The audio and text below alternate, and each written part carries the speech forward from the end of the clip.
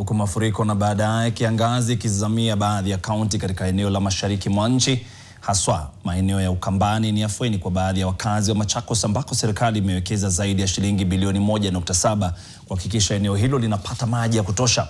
Waziri wa maji Eric Mugaa, ambaye amekuwa Machakos kukagua miradi chini ya shirika la maji la Tana, anasema hatua hiyo inazamia kuzima hali mbaya ya ukosefu wa maji ya maelfu ya wakazi wa kaunti ya Machakos kwa kusafirisha maji kwa umbali wa angalau kilomita 100.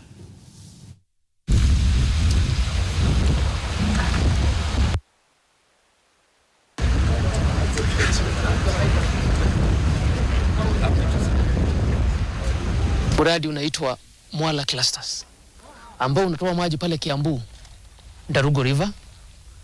Tunafanya treatment ama tunasafisha yale maji 6.6 million liters kila siku. Yale maji yanaingia Matungulu na yanakuja mpaka Mwala.